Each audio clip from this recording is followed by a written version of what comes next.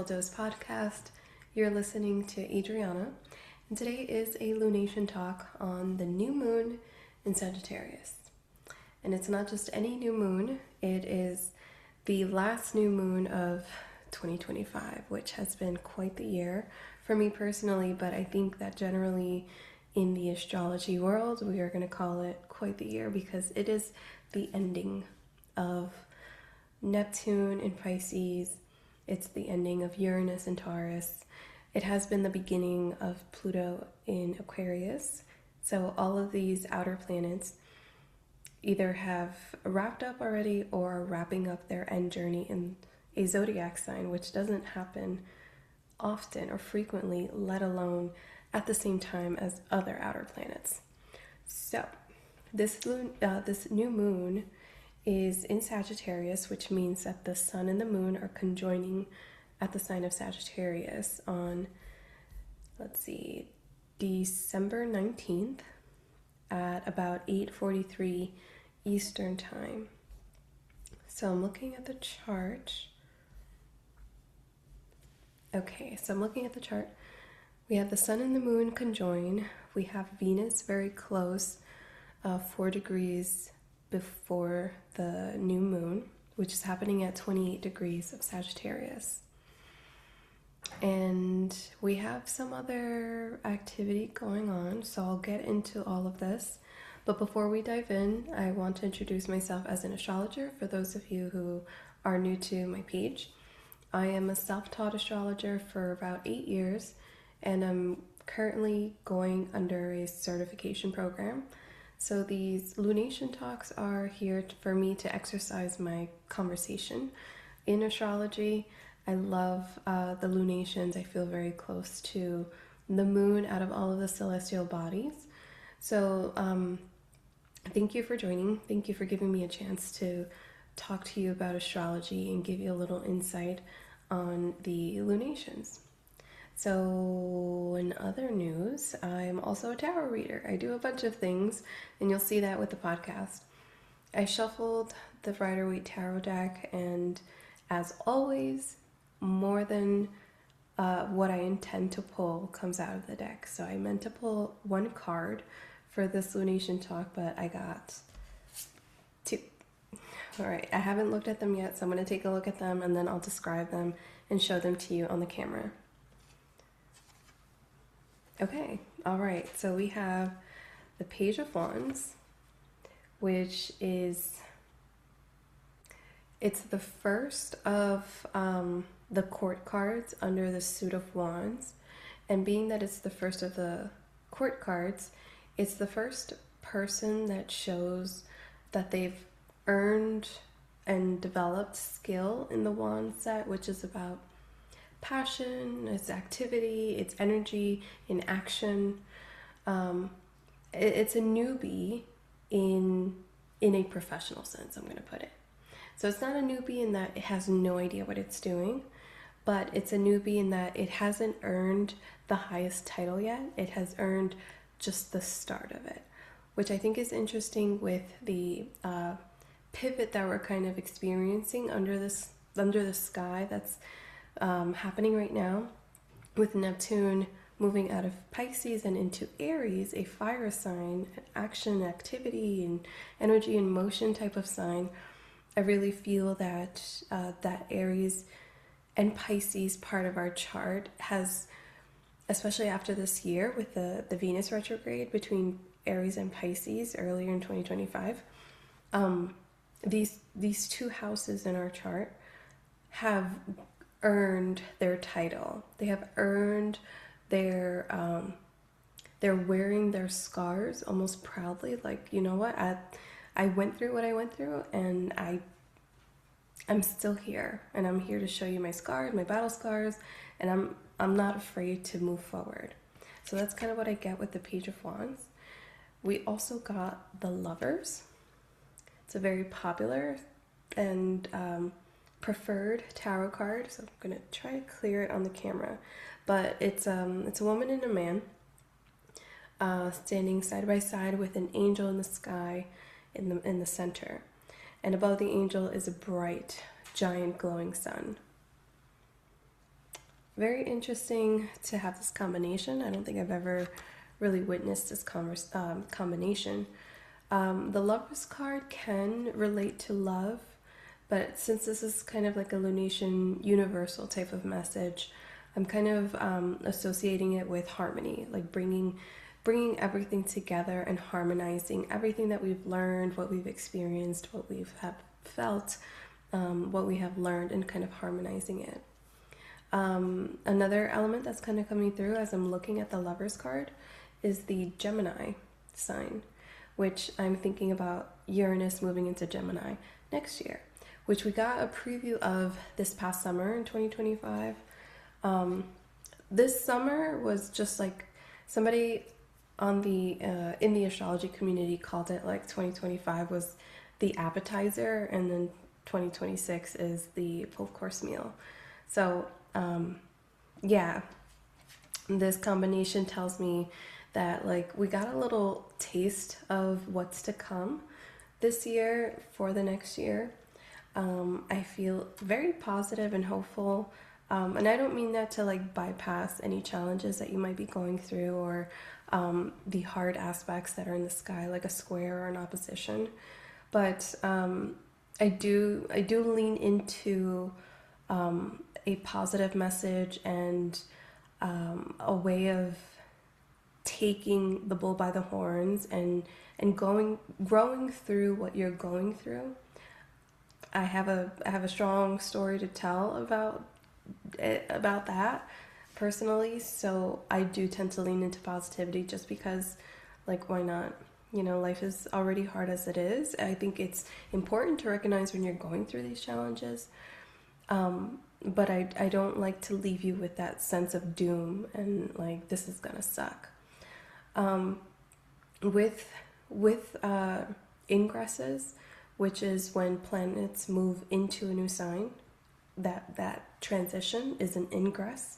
With ingresses, there's always that like discomfort or this like jarring experience or sensation when it comes, but I feel like that harmony and like having already experienced the ingress already this year and moving back into its previous sign, we're already kind of like prepped and primed for the ingress again, and we're going to come back better and stronger. So those are the tarot cards that I got. And by any chance, if you hear my fan, which is on my MacBook, I'm really sorry. My MacBook might be one of the things in the future that will change in 2026. It's from 2014, so it's going on. Sorry, I'm trying to charge it. It's going on 12 years now, and I have done so much editing on this. Like, I bought this MacBook for editing. 2014 is maybe 3 years into Neptune in Pisces, and I started off creating visuals and bringing like my visualization into videography and editing. And this MacBook really has survived that Neptune in Pisces transit. So it's a sound of love what you're hearing right now if you are hearing the fan. Anyway, all right, let's get into the lunation. Looking at this chart. All right. The sun and the moon will be at 28 degrees Sagittarius, and it's making a square aspect to Neptune in Pisces at 29 degrees. And it's also making, not so tightly, but it's making another square aspect to Saturn in Pisces. Saturn in Pisces is at 25 degrees. So Saturn isn't too tightly orbed to the new moon, but it is a degree orbed from Venus in Sagittarius. So I would like to like separate the conversation where the new moon, the sun and the moon, are making an aspect to Neptune, the planet of dreams. And then in the separate conversation, we have Saturn in Pisces, what we have been kind of experiencing in terms of growth and setting boundaries, is making a square aspect, a challenging aspect to Venus in Sagittarius.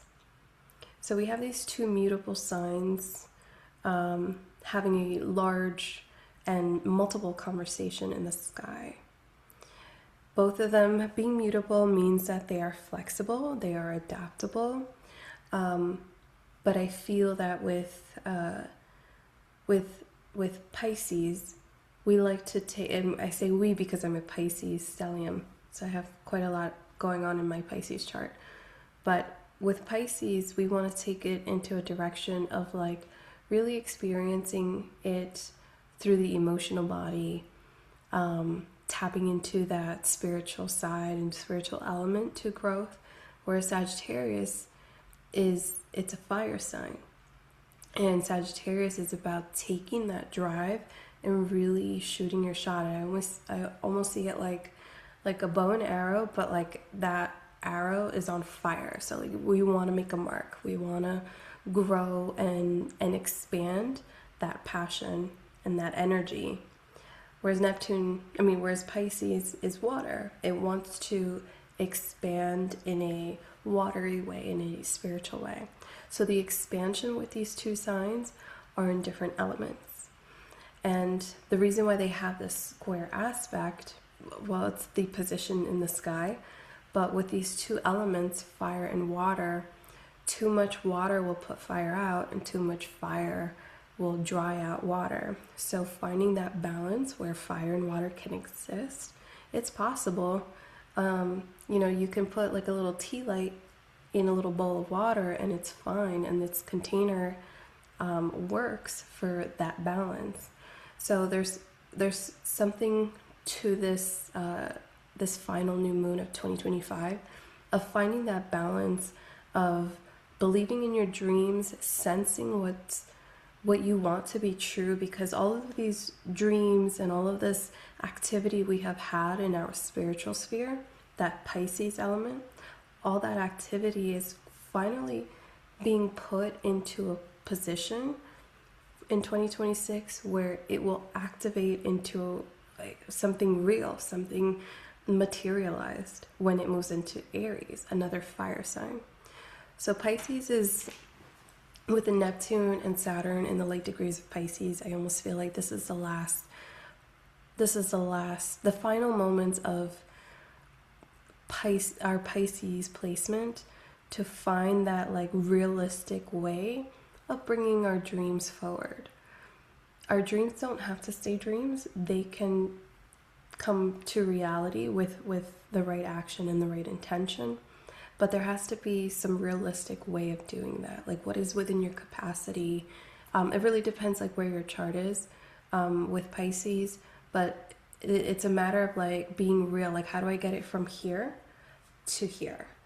And if you're just listening to the podcast, I was kind of holding one hand up in my head sphere and one in front of my face to give you the idea of like how do you bring it from like your head and in front of you. So with a new moon, the sun and the moon, the most closest intimate celestial bodies in the sky in Sagittarius, more of an emphasis is being activated within the fire element of that adaptability, that fire element of like, okay, let's make that mark. Let's take that first step. So this is like that first step in making your dreams come true and really believing it and having no doubts about shooting your shot with your dreams. We have Venus very close to this. It's not like some astrologers will say like 1 to 3 degrees is the orb, that's relative. This is at 4 degrees, so I'm gonna go with it. I generally go like up to 5 degrees. And this is at 4 degrees. Venus is tied into that new moon, like planting that seed. And like, I know that there's value to this. There's an element of value and really believing in what it's worth, what this dream is worth to the world. Because Sagittarius doesn't like stay small. Sagittarius likes to go big and wide and beyond. So this value is like something that is not just my closest friends and family are going to benefit from. This is something that a larger community is going to benefit from. With Neptune with Neptune, not Neptune, with Saturn in Pisces square to that Venus, it's like Saturn is kind of humbling that, like, I know people are gonna love this. I know people are gonna like react to this. It humbles that ego and just says like, do it from the heart. Do it from a heart space, and that community will come to you. So don't go shooting your shot to like get that one person. Shoot your shot to get the right people to attract to that light that you're shooting. Okay. Let's see what else. Oh my god, all up in the camera, sorry. All right, we have Mars in Capricorn, also kind of close to this new moon. I forgot the term, but an astrologer that I was listening to, made a comment about the new moon having two planets kind of cushioning this new moon on either side. So if you're looking at the chart, the Venus is at 24 degrees, so it's like over to the left of the new moon on the chart. And then we have Mars 29, 0, 1, 2, 3, 5 degrees away in the next sign. So it's to the right. So on the left and the right of the new moon, which are always on top of each other, to the left and to the right, there are planets within 5 degrees away. So in addition to that, Venus in Sagittarius, the new moon is close next to Mars in Capricorn. Mars in Capricorn, we have no aspects that I can see on this chart being made to Mars, but the ruler of Saturn, the ruler of Capricorn is Saturn. So we've already talked about what Saturn is doing and what Saturn is saying in the sky. So there is even more of an emphasis, like there's just emphasis on emphasis with this bringing value into the world and being realistic on how you bring it and your expectations on your delivery. But and I say bringing value because you're planting a seed during this lunation. New moons are about putting that seed into the etheric soil and nurturing and supporting that. So you're nurturing and supporting your dreams, and you're being realistic about it. So we have all that activity going on. And going back to the Page of Wands and the Lovers, now I really like, I looked at the chart after I pulled the cards. I didn't prep for this episode, if I'm being honest. But looking at the Page of Wands, I really feel that Sagittarius element coming through in the late degrees. And with the Lovers, it's about harmonizing that activation and that staying in your dreams, like staying in your head about it. So we have to kind of find that balance between letting our dreams stay dreams and putting action behind those dreams. Taking care of ourselves is important. With the Mars in Capricorn and Jupiter in Cancer, while they're not opposite by degree, they are opposite in signs. So with Jupiter in Cancer, where it's happiest, it's about growth and supporting.